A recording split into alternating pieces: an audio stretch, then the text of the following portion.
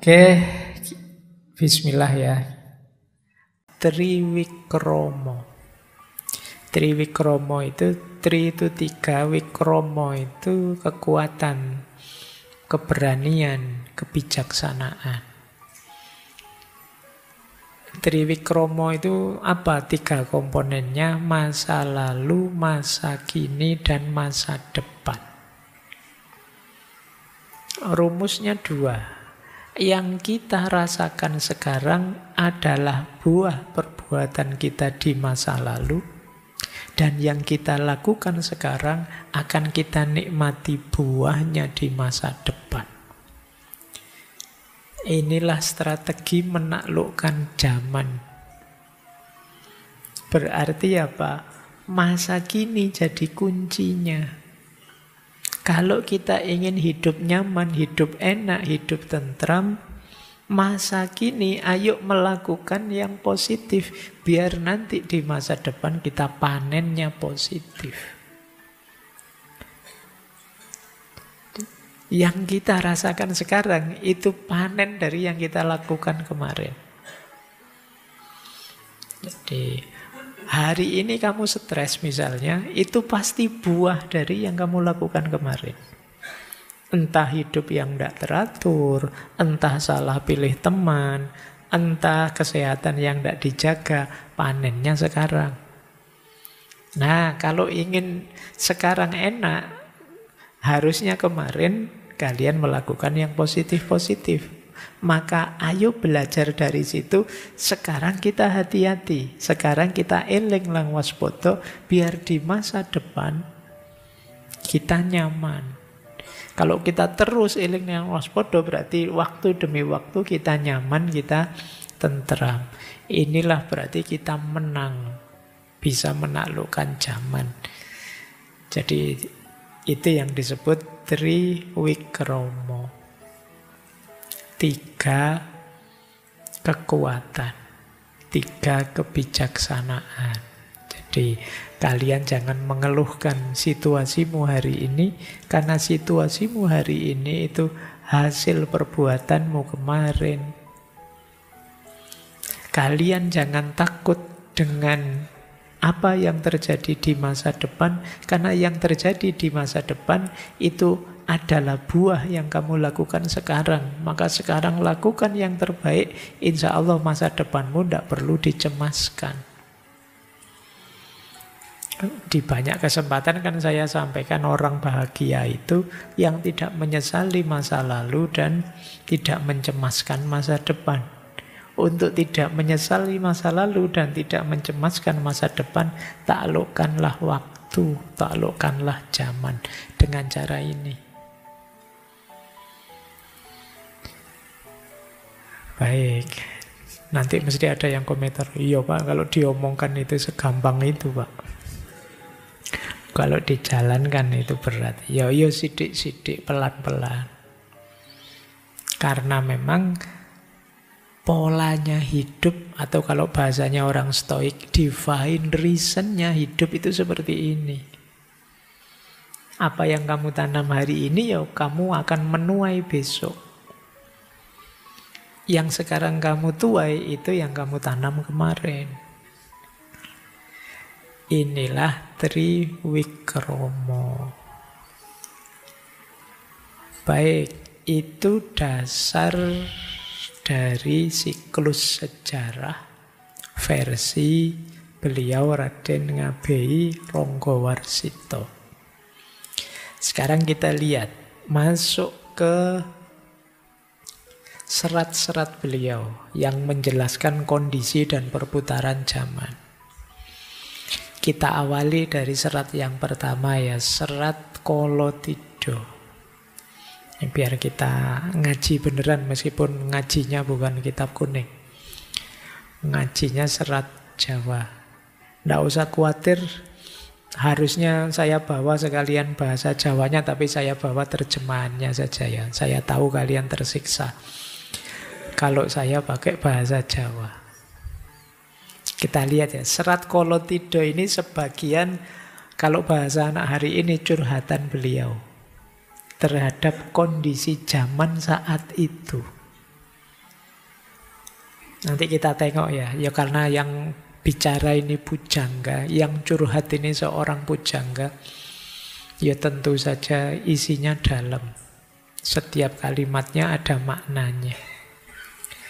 Kata beliau begini, sekarang kondisi negara terlihat telah suram. Pelaksanaan undang-undang sudah rusak karena tidak ada yang memberi teladan. Kini sang pujangga hatinya diliputi rasa sedih. Tampak jelas kejatuhannya, amat suram tanda-tanda kehidupan. Akibat masalah duniawi bertubi-tubi ditimpa oleh bencana. Jadi ini dasarnya masalah itu apa sih? Dasarnya kesuraman itu apa sih? Pelaksanaan undang-undang rusak. Maksudnya apa? Aturan ditabrak dengan santainya.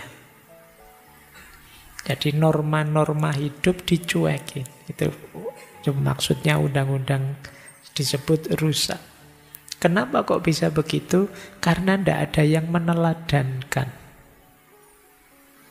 Jadi kalau yang tokoh-tokoh tidak meneladankan, bagaimana rakyat kecil bisa melakukan yang baik? Jadi karena tidak ada yang ditiru, ya mereka akan meniru yang jelek-jelek dari yang harusnya memberi teladan. Dan ini yang versi Raden Ngabei Ronggowarsito disebut kondisi negara telah suram. Dan ini tidak bisa diingkari karena memang situasinya kolotido. Padahal, ini di bait kedua, rajanya seorang yang utama. Patihnya pun pilihan. Para menterinya sangat serius ingin menyejahterakan rakyat. Pegawainya pun pinter-pinter, baik-baik. Meskipun demikian, tidak menjadi penolak datangnya zaman Kolobendu. Bahkan semakin menjadi-jadi, berbagai rintangan mengganggu. Berbeda-beda perbuatan angkara orang di seluruh negara. Jadi meskipun yang dipilih mulai raja, patih, menteri, sak pegawai-pegawainya orang hebat semua. Tapi memang zamannya zaman Kolobendu yang tidak bisa dibendung. Setiap orang punya angkara murkanya masing-masing. Ada yang angkara murkanya korupsi, ada yang angkara murkanya nyontek, ada yang angkara murkanya maki-maki orang, ada yang semua orang angkara murka sesuai makomnya masing-masing. Nah, ini zaman Kolobendu sudah. Dan tidak sadar, memang zaman edan. Dianggapnya itu sah-sah saja, normal saja, baik-baik saja. Nah, kayak ini keprihatinan beliau. Ini zaman itu ya, kalian tidak usah mikir aneh-aneh. Ini zamannya Ronggowarsito, itu beliau lahirnya 1801, meninggal 1873, jadi awal abad 19. Saya lanjutkan. Yang ketiga, baitnya, daripada menangis sedih, bangkitlah wahai sang pujangga. Meski diliputi penuh duka cita, mendapatkan rasa malu atas berbagai fitnahan orang. Karena beliau ini banyak difitnah, banyak dituduh yang bukan-bukan. Mereka yang mendekatimu menghibur, seolah membuat enak hatimu, padahal bermaksud memperoleh keuntungan, sehingga merusak cita-cita luhur karena tidak hati-hati. Jadi ini beliau curhat, ya banyak sih yang mendekat-dekat, tapi ya karena tadi zaman sedang rusak, semua orang egois dengan kepentingannya, mereka mendekat ya hanya ingin mencari keuntungan sendiri. Terus beliau cerita, ini tentang beliau. Jadi beliau ini ada kabar akan dinaikkan jabatannya, akan diberi pangkat, tapi ternyata tidak. Dasarnya terbetik berbagai berita, kabar angin, namun bohong. Kalau bahasa hari ini hoax ya. Jadi zaman itu ya sudah ada hoax. Sang pujangga hendak diangkat menjadi pemuka, akhirnya malah berada di belakang. Katanya mau diangkat tapi ternyata malah tersisihkan.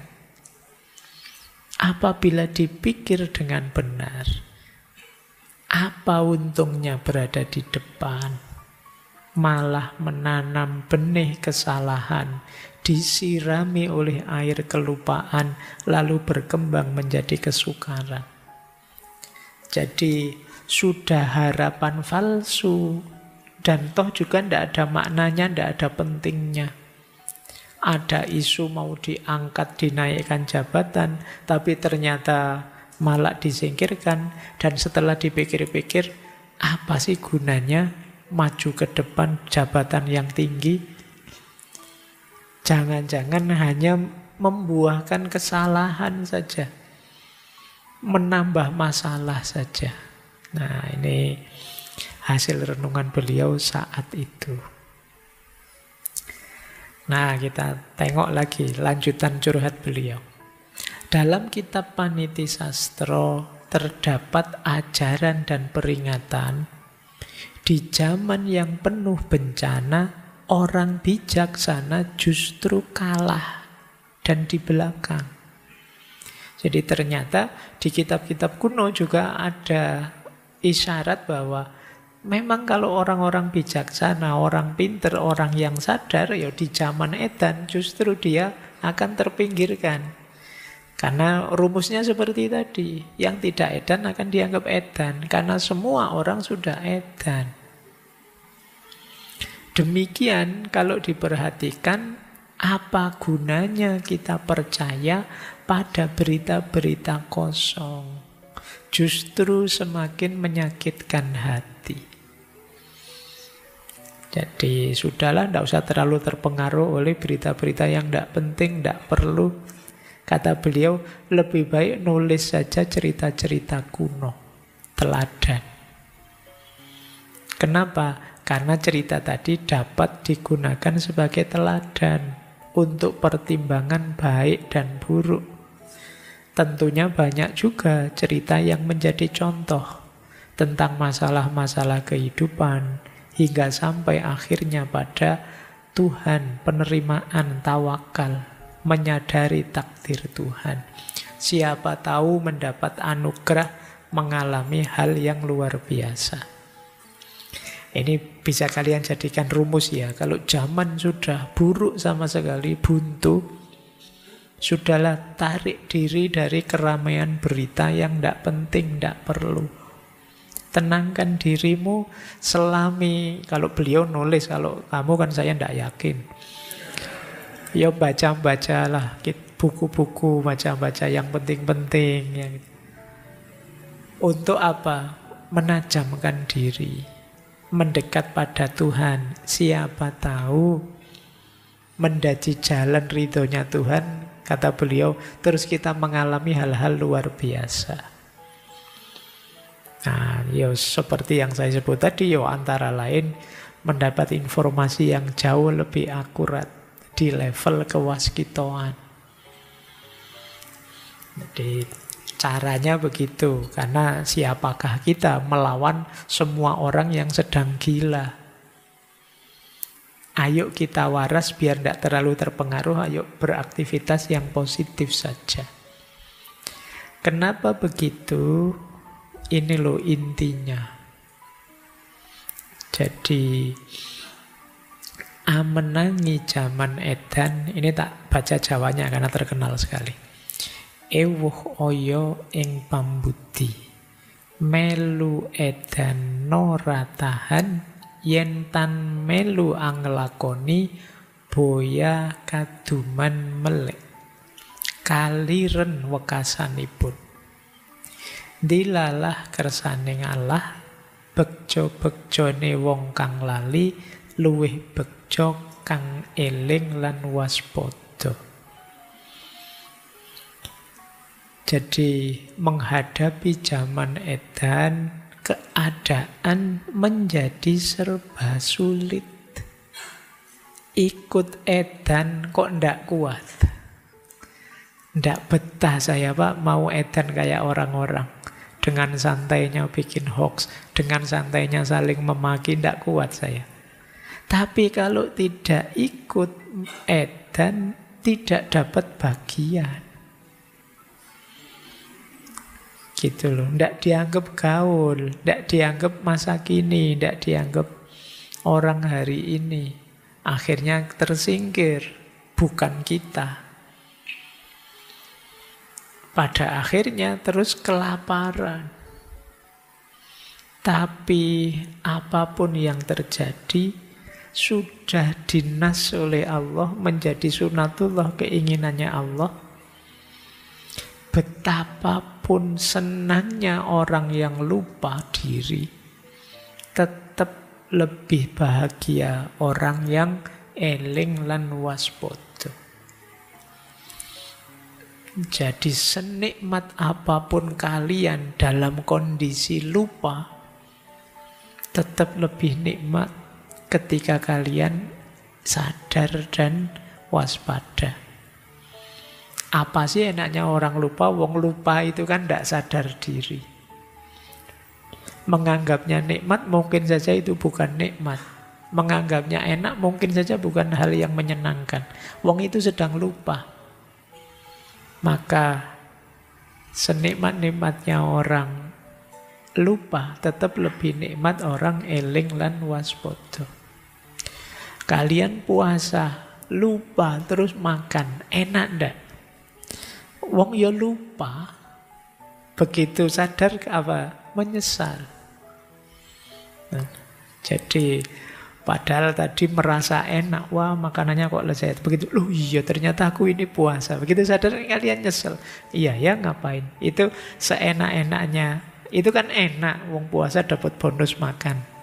Tapi karena dalam kondisi lupa jadi tidak enak. Setelahnya kamu menyesal.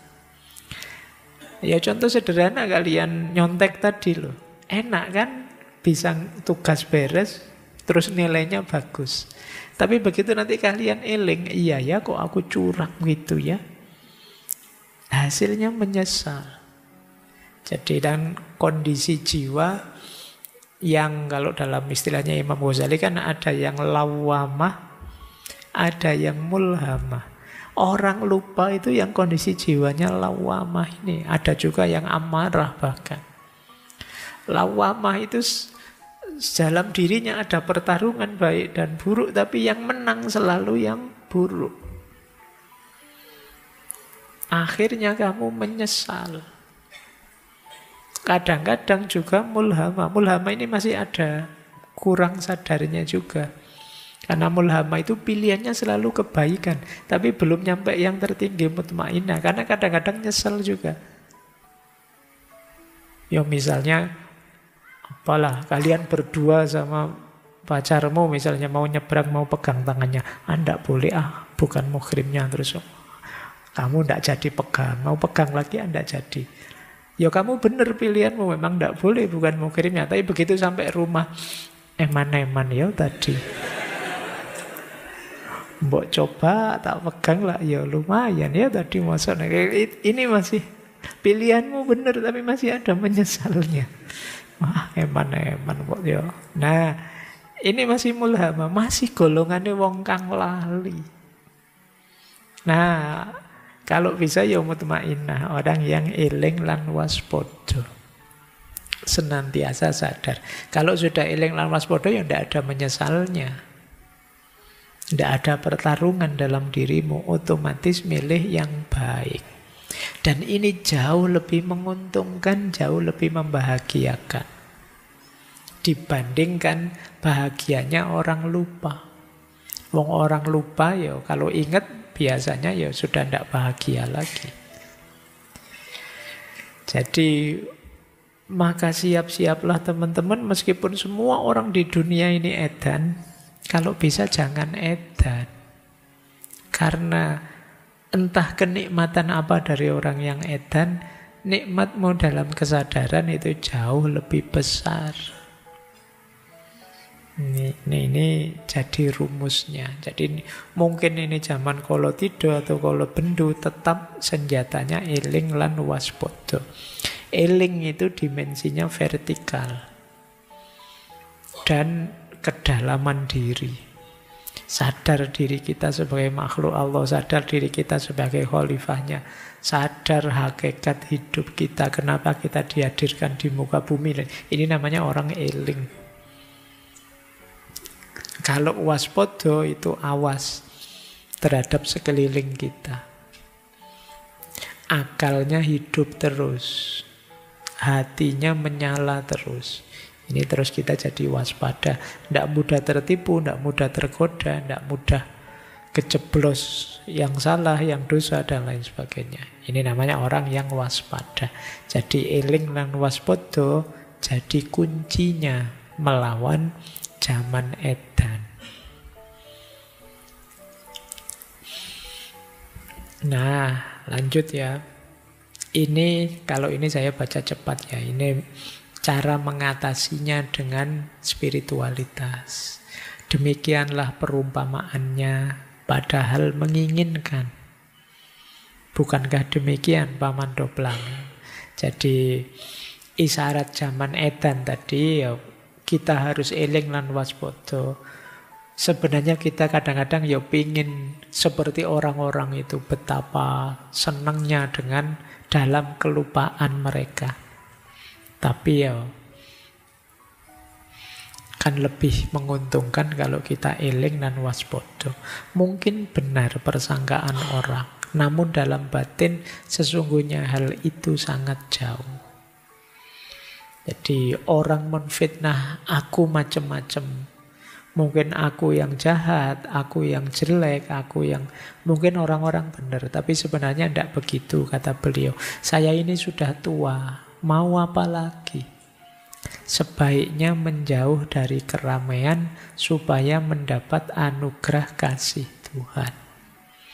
Ini kalau dalam bahasa tasawuf. Kalau zaman memang sudah tidak teratasi lagi, saatnya minggir, saatnya kita uzlah, menjauh.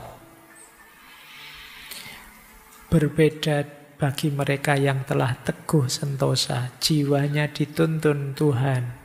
Betapapun tingkah laku perbuatannya, tidak susah untuk berhasil oleh karena datangnya pertolongan Tuhan.